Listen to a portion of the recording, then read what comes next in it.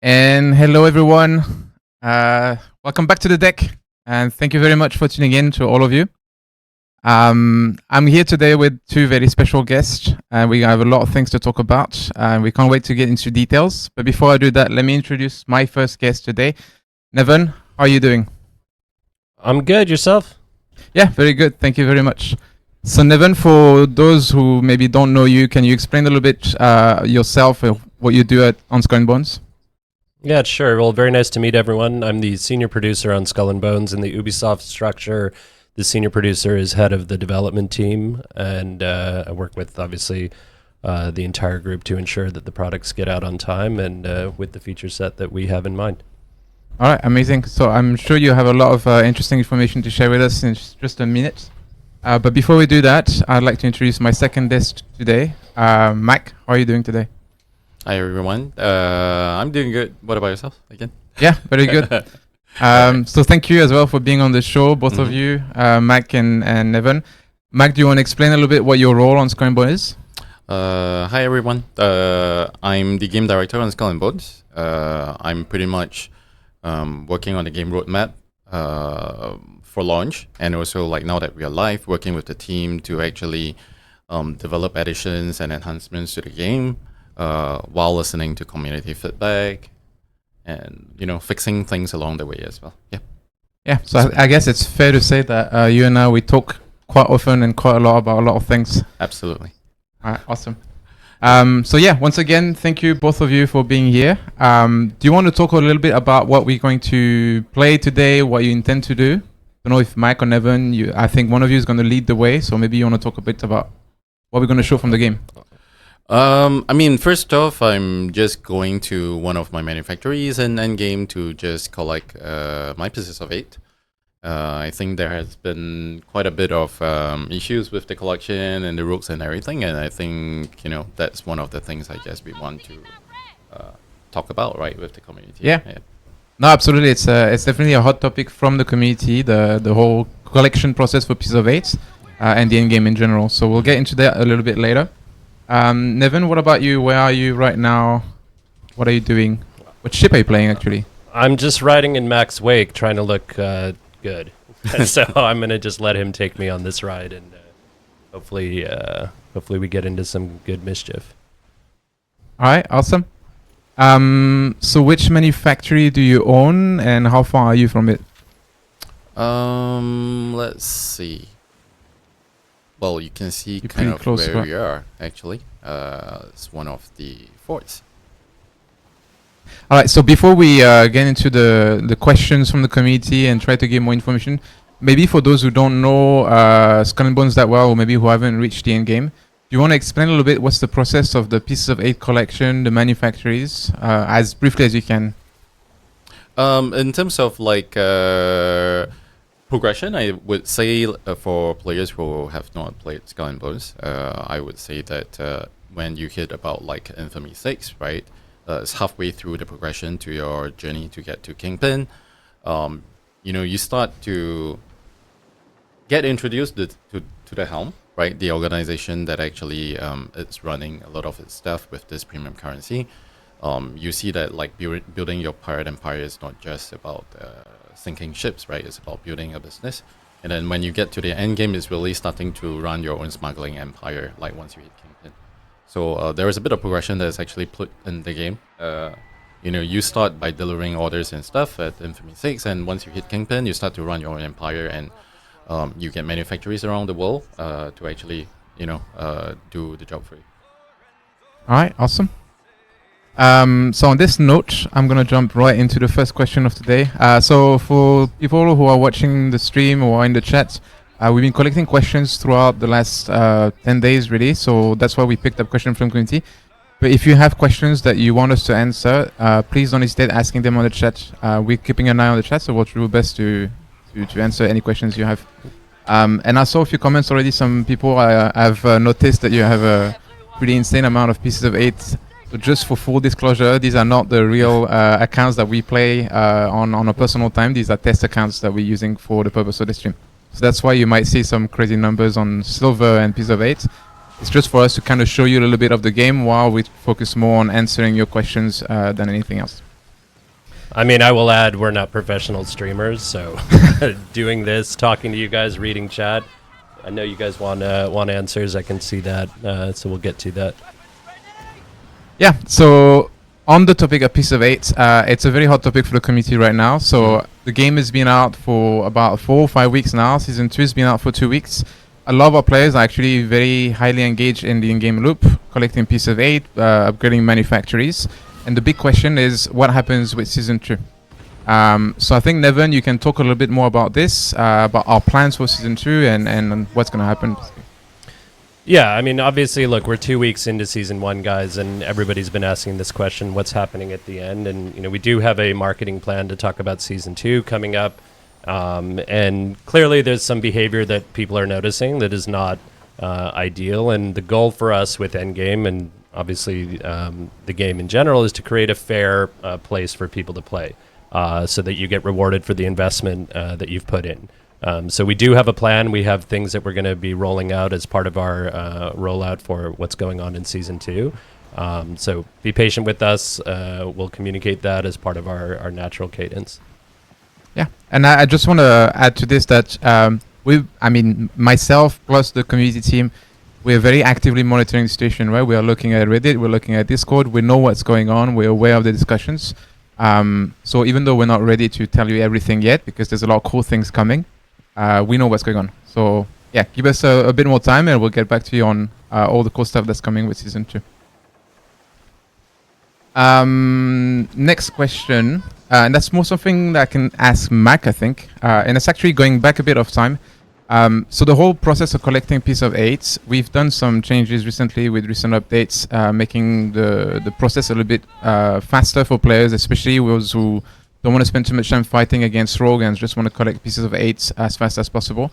Do you want to talk a bit about what's coming next for Piece of 8 collection with the next update with Season 2? Well, next in line is actually what we call the first pass of flood management, right? The ideal behind, running your own smuggling empire was never the intention that you're always the one doing all the hard work. So you will then be able to assign ships to POIs, right? Essentially your manufactories to actually do the collection for you. So that's coming up in Season 2. Cool. Yeah. And I see a question from the chat actually, which is something I also wanted to bring up. I forgot to kind of mention it, but next week we have a next update coming, 1.3. It's going to be an interesting update in the sense that it answers a lot of the feedback that we received from the community since the launch. One of which is actually on the collection of Pieces of 8, right? So we are basically making it a little bit easier for people at the beginning. I don't know, Mike, if you feel comfortable talking a bit about this, the increase of storage space, I think, and definitely. I mean, these are the things that we recognize through some of the player patterns, right, of our community, and we realized that like a really short, timing before the Pieces of 8, just fills up your coffers very quickly, and players have this pressure to actually collect it. That's not the real intent. So, increment to the storage size, making fun time a bit longer. This will actually lessen a bit of the pressure in terms of the collection. And this is, the first round of fixes that we are doing, right, to ensure that the players can enjoy the game more out of the end game loop, I would say. Yeah, and Nevin, feel free to jump in if you want, but I just want to say as well that Season 1 for us was like the first step of our end game, which is essentially building your own empire, right? We have a long-term plan for how to make that feature evolve, that part of the game evolve, where you can continue to build the empire. So fleet management is the first step, but there are obviously a lot of cool and exciting things coming with follow-up seasons and following patches, right?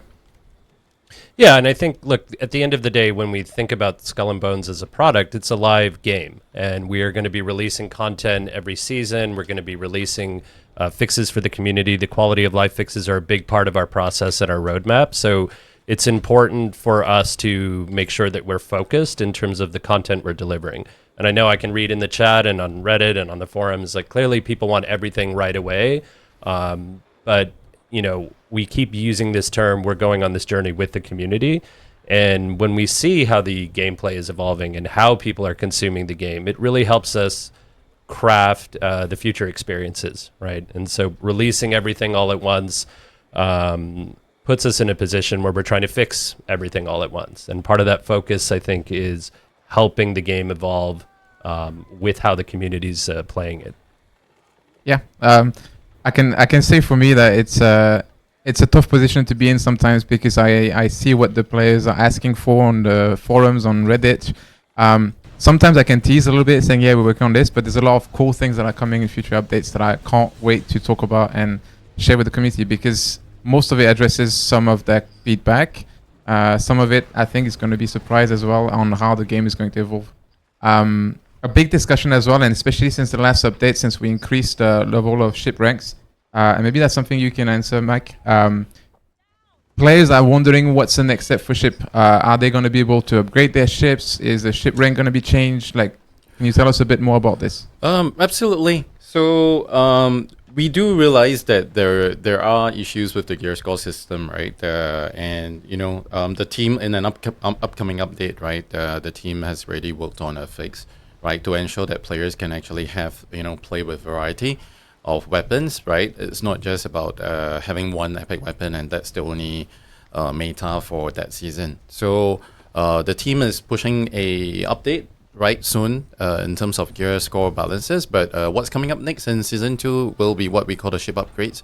This is where we actually bring all the small ships, medium ships up on par with each other, and players start to also have the freedom to actually pick the ships they want to play with. Do they want to play with small ships that maybe accelerate faster, or do you want to play with medium ships that have higher trim speed but lower maneuverability and stuff like that? So that was always the aim of the game. So yeah. So what this means that if for example, I like the cutter more than any other ship because I like the way it looks or whatever reason, I'll be able to upgrade that ship and use the cutter for any endgame activity, any boss fight. Yes, absolutely. You gain perks along the way as you upgrade your ships as well, in terms of stats as well, right? So based on the archetype itself, some of them actually increase more in terms of max hull health, some increase more in terms of acceleration and stuff like that. So okay, then it's gonna be the obvious follow-up question. I don't know who wants to take that one. Maybe Nevin. What about large ships? Yeah, I mean the chat is blowing up with requests. So large ships were always part of the plan, right? And large ships are coming. When are they coming? When they're ready. I know that was referenced in the last stream, but of course we want to introduce large ships to the game, and we want to play with large ships, and they're part of our prototyping and our development, and we have large ships that we're working on. As I talked about, right, being a live game and rolling out this content and ensuring that we're evolving with the community, that's the focus. And part of, I think, ensuring that we're releasing content for the community at realistic intervals means focusing on what we have and what's working well, and then creating a system that we can build off of. So we can already see how people are interacting with endgame, with combat, getting those systems tight, and then working towards introducing large ships in a way that is complementary to how the community is playing is the goal. Yeah, I think it's fair to say that the team is working really hard actually on every ship they bring to the game to make sure that there's a specific purpose to each ship, right? Like that not two ships are too similar. There's a couple of interesting questions actually from the chat before we move on to the next topic.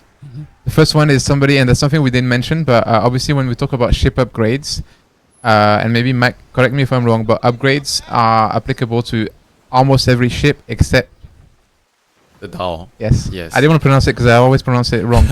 But yes, so the door will remain a hunter-gatherer ship, right? That's the goal yes, but to be fair, I think hunting sea monsters and other I would call enemies in Skull and Bones will. I think there will be also further upgrades that come to the Naval in future. So yeah. Mac, where are we going? Take me on a just trip. sailing around and just bullying people. Just admiring the landscape. You want me to just pick a spot? Yeah. All right. Of course. Going for it. I'm trying to bring us across the. Where are we going? No, just go around the Gulf. You Okay. can pick a spot and All you right. can just go there. Africa. Here we go. So since you're doing a fair bit of sailing, a related question. A lot of people are asking about an over-the-shoulder camera perspective. Can you tell us if that's something we're looking into or that we want to look into? Yeah, well, I can probably take this. Okay. Yeah, so absolutely. I mean, look, the game in development involved at many points, right? And there was various camera perspectives. Clearly we have our first-person view, very immersive. We moved to add this third-person view. Over the shoulder, obviously, is something that has been in development, part of our plans. Ultimately, these decisions and how things get rolled out at launch come down to performance, come down to how it's complementing the gameplay systems. So definitely a possibility, definitely something we're looking at. Sorry, but obviously it has to make sense, right? Has to make sense with how the game is running and making sure that we're continuing to deliver the highest quality possible. Yeah, and I just want to add to this that I know firsthand that there's a lot of different opinions on the matter, right? I know some people from the community who are really into the first-person view because it's immersive. It makes you feel like you're really on the ship, looking at all the cliffs and the mountains from the world. I personally play as a way that I like to see the perspective of my ship. I like to be able to see how my ship looks and play more in a strategic way so I can really see my surroundings. So I understand why some people might want to have like a middle ground between those two, where on one hand you can see your ship, but you can also see your captain, and you still have a good range of view, basically. I want to take some time. There's something that I think we want to talk about at the beginning. There's a few questions about people who are also having issues with some contracts, some quests in the game. And I know that it's something the team has been looking at and working on really hard since the launch of the game, trying to make sure we address all the blockers, all the issues that people have with the game. Devin, is that something you want to talk about? How can the community help us identify those issues faster and get them fixed faster? Yeah, I mean, well, that's a great point, right? I think any live service game is successful based on how quickly they're able to react to community feedback and issues in the game. We have a very robust process here at Ubisoft where we're able to pull in live data and it goes directly to the development team. I think, Alexi, you probably have a link that you can post. It's a bug reporter link that we look at every day, right? So top issues get upvoted, they get put into our system, they're triaged. And you guys that are watching this, obviously, you're the most engaged people in the community. We need your help, right? Of course, we want to fix every issue, and people that are having problems, we need things like, sorry, Mac, I just shot at you. Avoid that. No, that's all right. Nobody saw because I'm showing the bug reporter. It's still fine. We need the help with repro steps. We need figuring out like where are these issues coming from. Of course, we're tracking all of them down as quickly as possible. But this is a tool that we use in our arsenal, and it's the entire company is working towards finding these steps and getting them into the development team so that we can figure out how to roll out fixes as quickly as possible. Yeah, so I think it's very important. Like, obviously, we spend a lot of time reading forums, reading Reddit, reading Discord, and we try to, identify all the issues, all the feedback, and prioritize to pass it on. But like Nevin said, don't hesitate to go on Bug Reporter. That's really the fastest way for us to identify the big issues from the community and try to escalate them and get them fixed as soon as possible. If you have any issue with the game, go to Bug Reporter, basically. Which brings me to a good question. So a lot of the community has been asking, when are we going to bring the chat back to the game? Do you want to talk about this, Nevin? Yeah, absolutely. I mean, look, at the end of the day, chat was something that we were working on through all of our insider programs. We had multiple releases prior to launch. And the reality is it was resulting in a lot of crashes for the product, right? So chat is something that is, wasn't acceptable to release in the state that it was. And we're looking to fix that as soon as possible. We believe we've identified the major issues, and we're hoping to roll that out as soon as possible, potentially next week, barring some last-minute checks, but that's the goal for us, right? We hear you. We know that that's a big issue for the game, and we want to fix it, but not at the expense of the quality of the gameplay experience. So in transparency, yeah, it was causing issues, and we made the decision to turn it off so that we're not chasing crash issues that are very clearly reproducible. All right, so hopefully, fingers crossed, next update next week. Again, 1.3 should be coming next week. There'll be a lot of quality of life changes that I think a lot of you have been waiting for a couple of weeks. So you can look forward to this. We'll share the details patch notes on the website, and of course, all your feedback will be very important for us to then plan what are the things we should address for the next update. Another hot topic from the community is in regards to UI, UX in general, but more specifically on the pop-up notifications. Is that something we're looking into? Is that something we have a plan to address? Definitely, I can take that. So in an upcoming update, we will actually not show the notifications first when you're actually managing your ship, your cargo, or using your journal. But I don't think that fixes the root of the problem. So, in future updates, we are actually working very closely with the UI UX team to actually find a new place to house those notifications.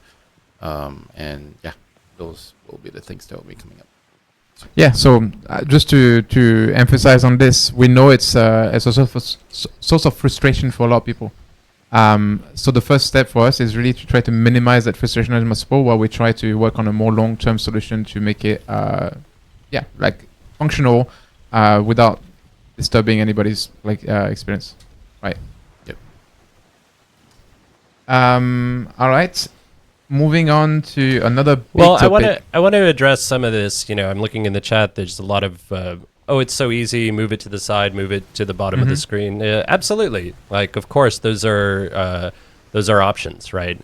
The UI, I think, in any game that is in development, UI is a challenge. It's baked into a lot of systems. It's baked into a lot of the core systems of the game, and you touch one thing, it affects many, many other things. So obviously, look, at the end of the day, it's clear that it's not working in an ideal manner, and we're working to fix it. And it has impact then on the UI team producing other features, other things that we want to roll out to you guys as well. And so part of the job is really understanding the relationship between quality of life fixes, addressing certain issues, against creating new content. Right, and that's really the goal. And I think in a live game, that's really the challenge that we have, is making sure that we're moving ahead on both fronts.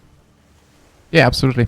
And I can reassure everybody in the chat that it's not something that we're just ignoring. It's something that I bring up to Naval, to Mac on a daily basis. So they're very aware of how much the community talks about these issues and how much it's important for us to do something. So that's why we're always looking at what's the quickest fix we can do to mitigate the situation, and then what's the ideal solution, which in some case might be very fast, some case might take a bit more time. What's happening in the game? Why are you now? Are you on your I don't way know. to We doing went to something? Africa. Now I'm waiting for Mac to take me on a journey. Oh, Yeah, I thought the you plan were was leading to the way. cross the open seas and see some crazy storms and. Yeah, I wanted to bring him to the Southern Gulf. Oh, yeah? Before turning out, but Africa is beautiful. We can check it Well, out. I mean, as we well. can go to the Southern Gulf. I'm just putting stuff. We can go into the rivers as well. I mean, while we're sailing, I think we can also touch on the topic of wind, right? I caught sight of it in the chat absolutely. earlier. We're definitely making improvements to how the wind direction changes. So it's not going to change as often. It's going to be persistent in a direction for a longer period of time. It will not be as erratic, like changing by a lot.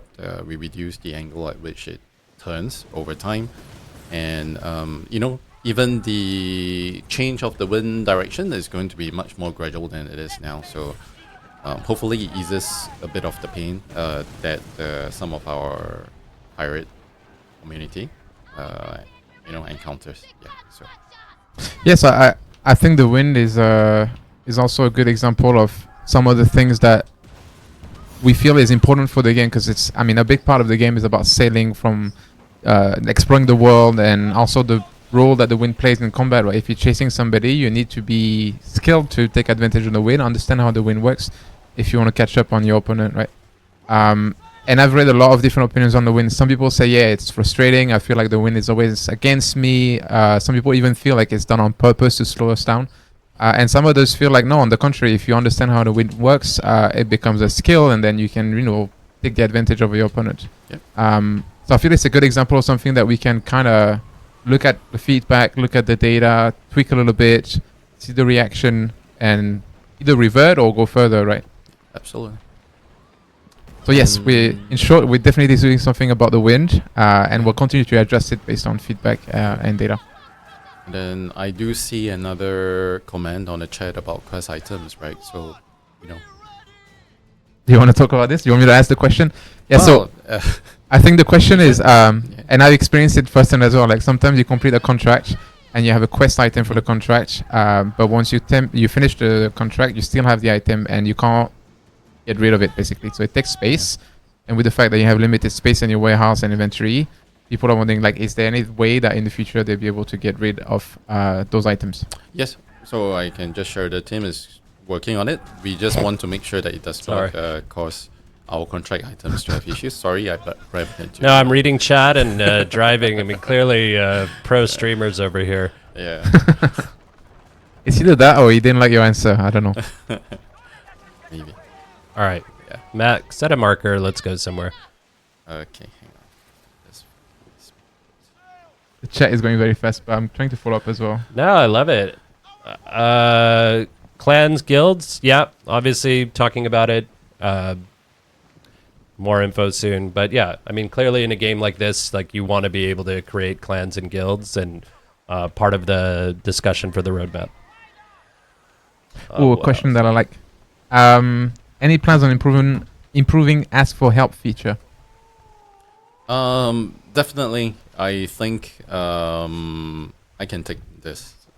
So right now, I think call for help actually it's not propagated enough to the rest of the world within the server itself. So we're definitely going to do the first step, like ensuring that it actually stays on the map longer, ensuring that it's actually populated to the whole server and everyone actually gets to see the call for help. Hopefully this is the quickest first step we can do to actually improve on that. And we'll take it up further, like about looking for group. I know we have some issues with looking for group as well for our players who actually want to find a group. So I think these are two key features that the team is actually also working on to find a good resolution out of it. Cool, very clear. So Nevin, I'm gonna ask you again. I feel like there's a lot of people who maybe were not with us at the beginning of the stream, and I still see a lot of questions about what's gonna happen with season 2 and the leaderboards. Do you want to repeat what we said at the beginning? Yeah, that's fair, and I'm reading that too. I mean, clearly it's the hot topic. So, guys, we have a plan. We're in week 2 of our season 1. We're going to roll out comms on that as part of our normal marketing cadence. Clearly, there's some behavior that people have noticed that's less than ideal, and we want to work to create a fair space that obviously remembers the investment that you've put into to the game. So more info is coming. We hear you. We see you. We know that this is a hot topic. People are wondering what's coming, and it's part of our rollout that we'll be communicating to the community very soon. Yeah, I'm very excited about season 2 actually. I know it's still far away and there's still a lot of things to do in season 1. I don't know actually how much people are aware of the fact that season 1 is not just a one-time update and then you see everything on the first week, right? And maybe Mac, that's something you can talk about a bit more, how there's like different activities happening every week and what's waiting for players at the end of season 1. Definitely, I think right now in our seasonal plan, right, we do have plans for new activities, some coming in every 2 weeks, right? The world events actually change and they evolve. Like, for example, in season 1, La Paz is actually in Africa and it moves on to Madagascar. And, you'll see merchant convoys actually switch paths, and elite warships actually come to the defense of their own factions and stuff like that, right? On top of that, actually, there will be other fun bosses that will actually appear in the season itself. So we plan stuff that overlap each other in terms of like every week, every 2 weeks, and there will be bounties up as well. Direct the players better to all this content. Blackwood, the character for our Smuggler Pass itself, himself actually has a lot of all those daily contracts that actually kind of lead you to where the content changes are for the season. Again, this is the first take of season 1, right? In season 2, definitely, I think, in terms of like narration and in terms of like contracts to let people better understand what is happening, those are the things the team is actually working very hard on to actually try to improve upon. Because we heard you, right? So Yeah, I'm particularly excited by Lapis Last Stand at the end of season 1 and see how people react to it. And I'm pretty sure the community will surprise us once again and defeating it way faster than we would have imagined. But that's been a recurring thing with the insiders in the past and now with the community, right? Absolutely. Where are you sailing towards now? I am actually sailing us over to this place. It's an outpost. It's at the Western Basin. Can you pronounce that name? How's your French? Oh no, my French is not good. Le Michael? I think Nevin's French is quite good. Okay. Wow. That's the extent of it. Alright, next question. And that's something I'm really invested in because that's one of my best part on Skull and Bones is on the subject of PvP. So there's a couple of questions, right? The first question is, are we planning to add more PvP but also PvE co-op and solo activities in the future? Yes, that had always been a plan. Every single season, we try our best to actually bring in activities that is, for players who like to play PvE and PvP. So, in the upcoming update, right, we're going to have what we call a PvP opt-in system, right, where you can actually have PvP anywhere. So, yeah. Great. And lucky for me, somebody asked the exact question I wanted to ask next. Will there be an option to tag PvP flag from the menu? Yes. Yes, you'll be able to. I mean, the world of Skull and Bones, I think it's beautiful, right? You choosing a spot to just having a duel with your friend, just turn your flags on and just go there and duke it out, right? If people just want to skirmish, just do it. It's that's the playground we created for the community, over the seasons we'll start to create more and more tools like this for the players to have fun, in the world of Skull. So confirm PvP opt-in is coming. When is it coming? That will come up in the next update. That's coming out next week, right? Next Tuesday, yes, yeah. Correct. Correct. Nevin, have you played the PvP opt-in? What do you think of it? Yeah, it's cool. I mean, I think, look, at the end of the day, obviously this game, people are asking for PvP, and as mentioned, we want to make sure that PvP is evolving with how the community is evolving. So it's a step on our roadmap to ensure that we give people a taste as we get comfortable with PvP in live. We're working on creating PvP game modes, as mentioned, and so this is going to be great. It allows people to kind of experience a new way of playing the game and really test, their skills against one another. And I think some of the things that we've seen is people kind of creating opportunities to have their own PvP, battles, outside of the normal game rules, and that's exciting. So clearly, people want it. It's something we've been working on, and as mentioned, it's part of the roadmap to release it in a planned cadence, so that we're evolving the product with the community. Yeah, I'm super excited about it. We had a PlayStation, I think, 2 weeks ago, and it was a lot of fun to just be able to stay around St. Anne and PvP with each other. And yeah, I'll let the details for the time where we communicate more about how this PvP opt-in feature will work. But I think it's going to be a lot of fun.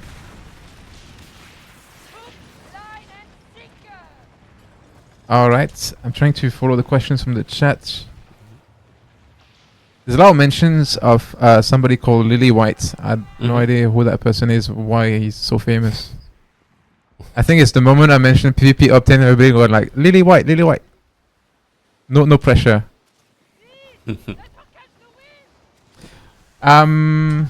Okay, let me look at my list of questions. Oh yeah, a feature that actually was requested quite early on when we launched the game is for people to be able to sell items that they have stashed in their warehouse directly to vendor NPCs, right? Mac, do you want to take this one? Yeah, in an upcoming update, like we're gonna re-enable that option so you can sell directly from a warehouse. So basically, you interact with the vendor, you have access to both your inventory and your warehouse, right? Yeah, and you just cycle through them to sell directly from either. That's also something I feel like I've taken advantage of because my inventory is filled with commodities, and I knew that update was coming, so I just decided to wait until that update to make a huge profit when that comes. Okay. We talked about the win. Oh yeah, another one. So a lot of people are engaged in the in-game and fighting against or hunting down rogues. And one of the things that rogues loot a lot is silver chests. So when you start accumulating a lot of silver chests, I've seen people with like 10, 15, 30, hundreds of silver chests. Yes. It can be a bit tedious to open them one by one. Is that something we're looking to address to make it easier for people to open their chest? Yes. The next update that's coming itself, you can now open multiple silver chests at the same time. So basically one button press, you open all the chests at once? Yeah. Yeah, I see comments in the chat saying that 300 silver chest.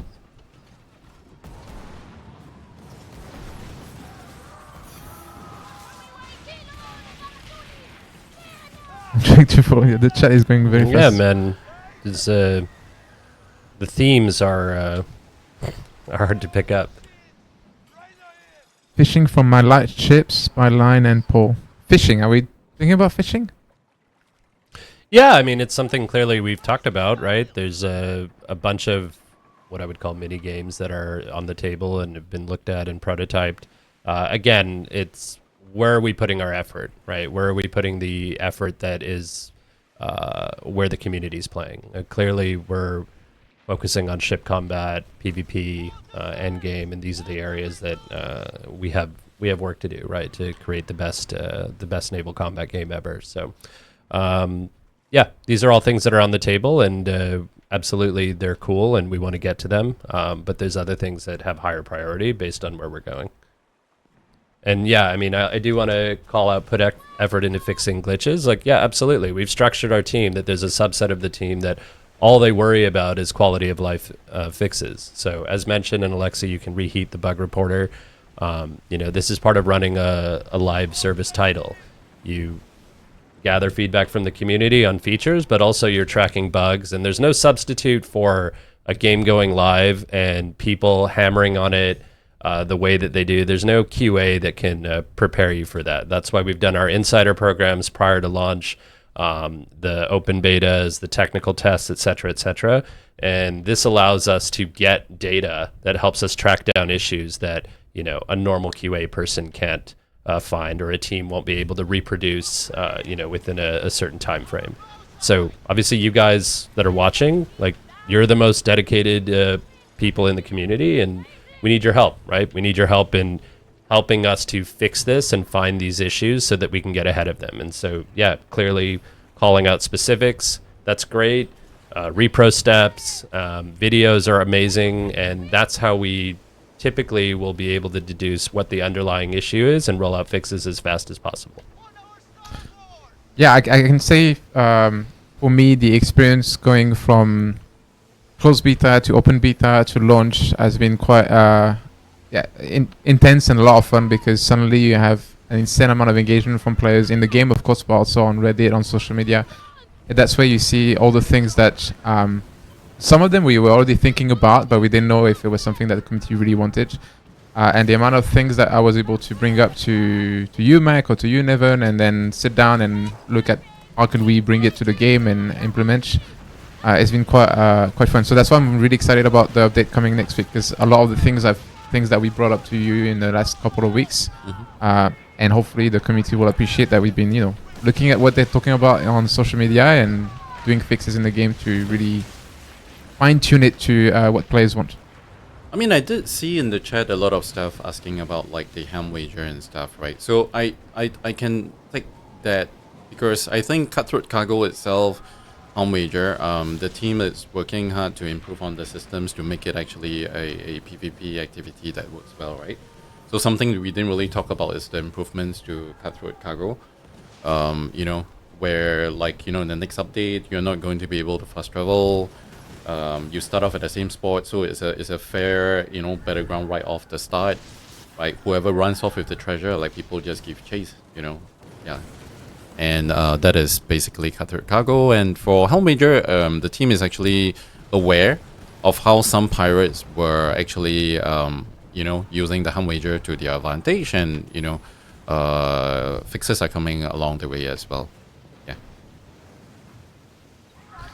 Yeah, absolutely. And thank you for being a fair teammate with all the feedback I've been bringing up to you in the No, yeah, last weeks and months. appreciate And it. there'll be more. Yeah, I mean, I think, look, at the end of the day, that is the problem space of a live game, right? There's, you know, if I look at this chat in terms of people asking, there's a subset of people asking for the fixes, and there's people that are asking for the new features. And all of those have to be weighed against the capacity of the team. Of course, we want to do everything, 100%. We want to do every single thing possible. The goal for us is to be able to release the highest quality game and release content at regular intervals. And obviously, those are the difficult decisions that any development team has to make. Like, does this fix? How many people does it impact? How critical is it to get this out? Obviously, we want to fix everything, but certain ones are more important than others, and that applies to features as well. Is this where the community is playing? Is this going to affect the greatest amount of people in a positive way? And so these are the discussions that we have on a daily basis with the core team and then the rest of the development team. How are we moving forward?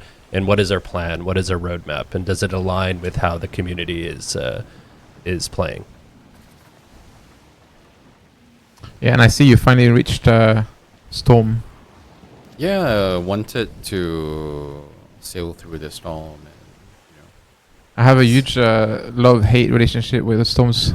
I think they're beautiful. I think they're really immersive, and I enjoy sailing through them. But fighting in a storm is so difficult because you have to be careful about your opponents targeting you and damaging your ship, obviously. But also, every wave that you jump too high will damage your ship. So it makes every fight a lot more intense and difficult, in my opinion.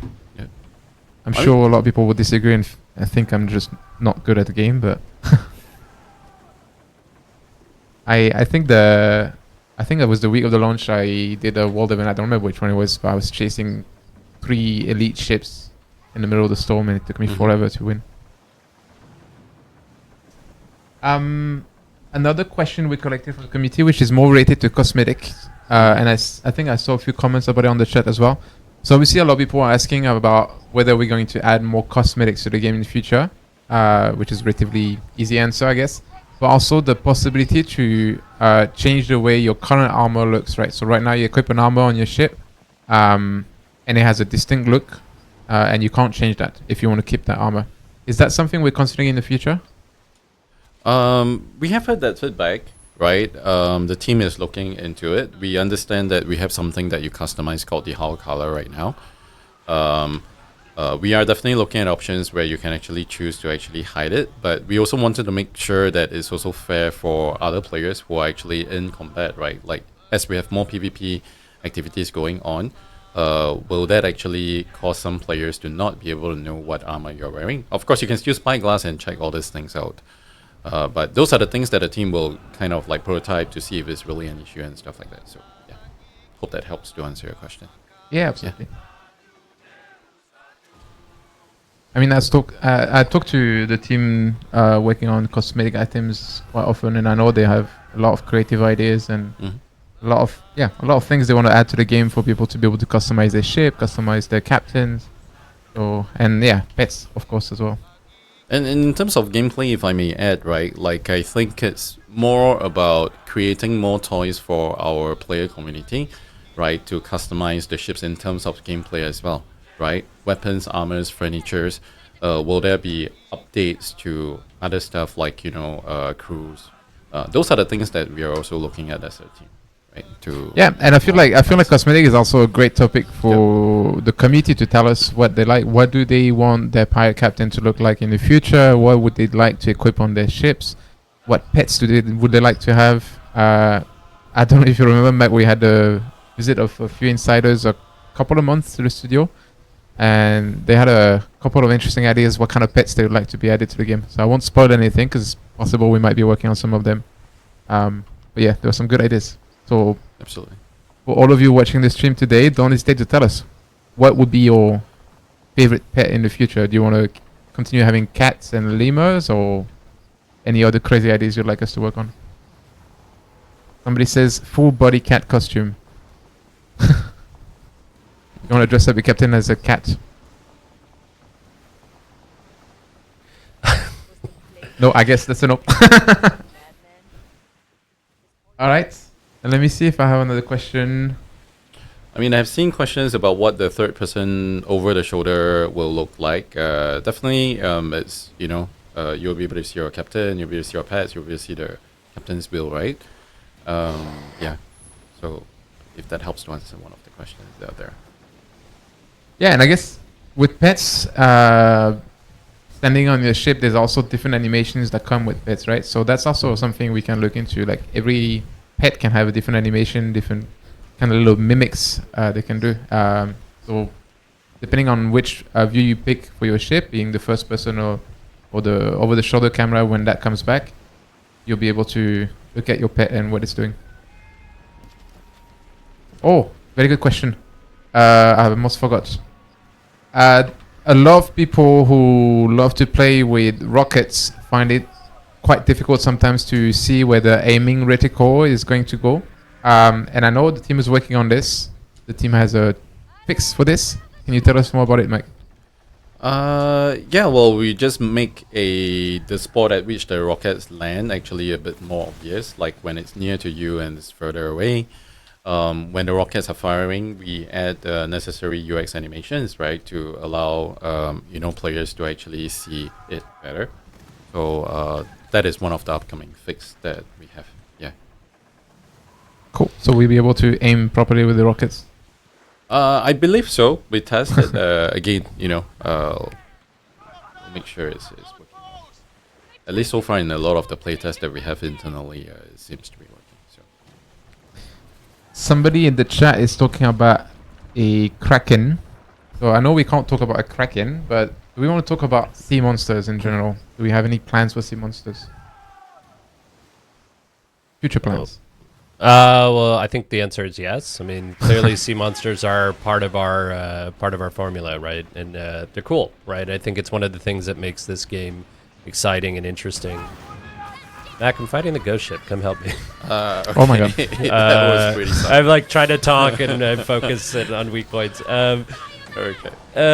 So yeah, I mean, look, I think sea monsters they're cool, right? They're fun to play, they're exciting, and those are the things that we want to invest in. And the team gets really fired up thinking about, what are the new things that we can bring to the community? What are the stories of Southeast Asia and the legends that we can realize in sea monster form? So these are absolutely things that are exciting, and we can't wait to show you some of the cool stuff that we have cooked up. I did catch sight of about leaderboards, right? Awarding only the top 8, right? That's something I can try to answer as well as we are definitely going to extend, right? The number of players who are actually going to be rewarded with the Sovereign Vanity set.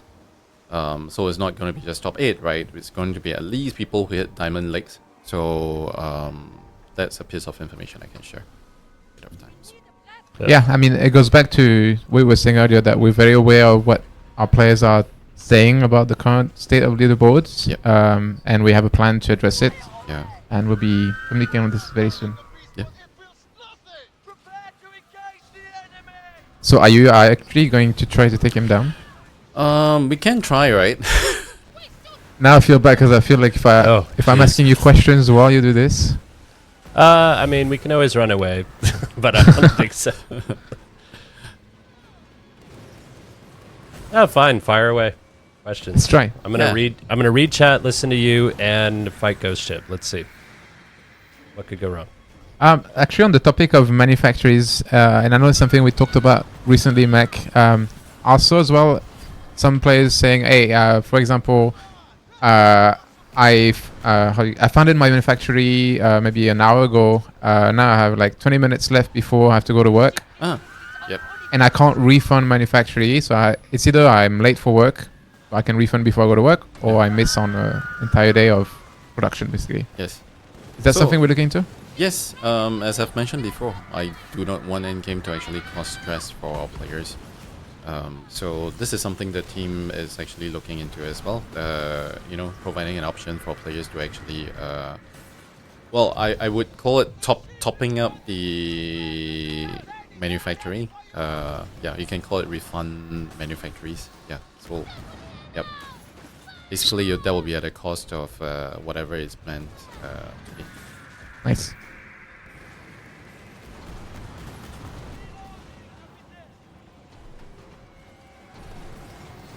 A lot of focus. Absolutely. I think it's gonna take a while. We have like 9 minutes left, so I hope you have enough firepower. It's firepower and accuracy as well. It's amazing what our players actually do to be able to take it down.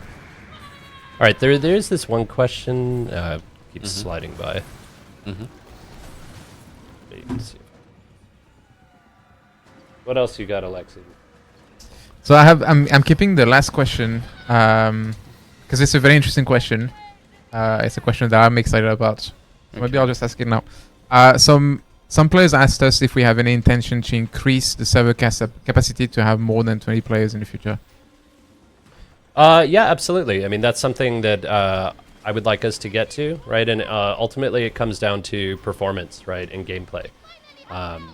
It's a goal for us to see how we can create new opportunities while maintaining the performance, And I think that's at its core in a multiplayer game. You need to ensure that the game is running smoothly, matchmaking, everything works. We have these incredible environments, we have these great looking ships, and so all of that has to be factored into a decision like that in terms of adding more players to the server.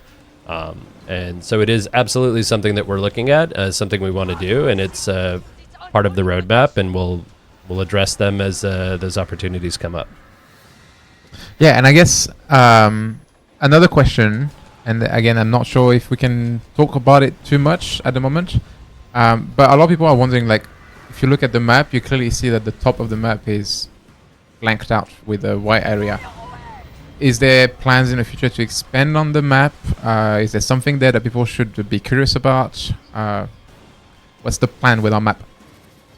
Yeah, well, I think, again, as we talk about this being a live game and we want to be here for a long time, like, clearly there's an opportunity to expand the map, right? And that needs to be part of our discussion and our roadmap. And so, of course, that's part of future updates that we're looking at, is how to bring new opportunities, new places to our players, which will in turn tell new stories, create new challenges, new villains, new bosses. And so I think that's what's exciting about a game that is a live service game from the ground up, is that we can roll out this content in a cadence, and we can look at how the players are evolving, how our world is evolving, and merge those two dynamics together in an exciting way.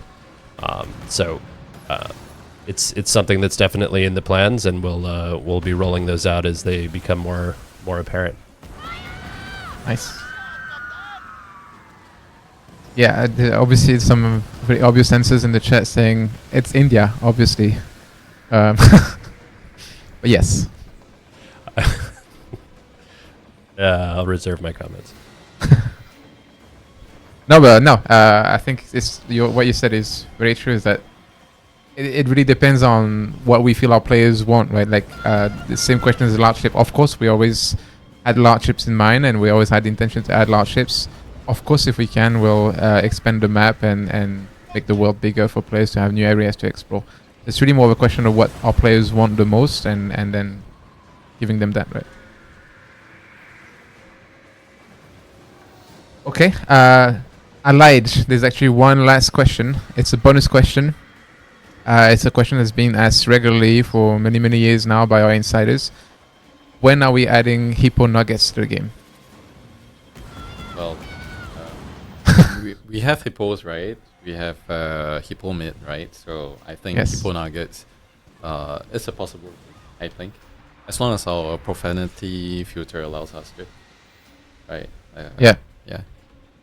So the last time we did a stream, I said that if we do implement hippo nuggets as a consumable food in the game, it needs to give some sort of malice for people who use it, right? Because I expect people who use it are like super hardcore players. Mm-hmm. You have any thought on this, Mac, as a game director? Do you think it's a good idea? Definitely something we can look into. With it, think a little bit about like consumables that actually, make players have an ability to kind of like engage content in a different way. To set your own way about how you want to take on the challenge and stuff like that. So, something we can look at. Okay, cool. Yeah. Somebody's asking, what's a hippo nugget? I guess you need to ask the community about this. I can make my own guesses, but I'm not sure I really understand what they are asking for, to be honest. So we'll work on it. We'll come up with an idea. We'll propose it, and then hopefully we understood the request properly. I do see a lot of requests for shanties. Obviously, yep, something we're looking at as well, and we'll release them. Obviously, with shanties, there's licensing and all that fun stuff that happens with that. But we're big fans of the shanties. We want to create new ones, and I think if you guys have specific shanties that you think are cool and you want to hear in the game, please, let's have that discussion. Yeah, and there's also feedback about I want to say the narrative in general. A lot of feedback about the first mate, whether we're gonna add new lines for the first mate, whether players will be able to choose a different first mate in the future. Is that something we want to talk about? Definitely. I think in terms of lines itself, the team is looking at trying to see what can we improve in terms of the dialogue pool, right? At which the first mate kind of advises you upon. We wanted a better kind of rule behind who she really is in terms of experience and everything. And back to the point that I talk about having other customizables related to the ship itself, right? On top, weapons, armors, furnitures, the crew, the first mate. Those are the things that the team is also working upon to try to look at. So yeah. All right. Yep. I would just add on top of this is that obviously with each season there's a new antagonist that shows up, so new pieces of lore added to the game, and the opportunity for us to tell more of the Skull and Bones story and add new elements to the story of the game. So I think with each season you can expect some changes to either the new characters that show up and changes the world, but also improvements to the current character, like the first mate, or in the future maybe new characters that we can implement. All right, we are running out of time. I feel like I just want to bring up the big topic, kind of summarize the big topics of the stream for today. The first one is obviously next week.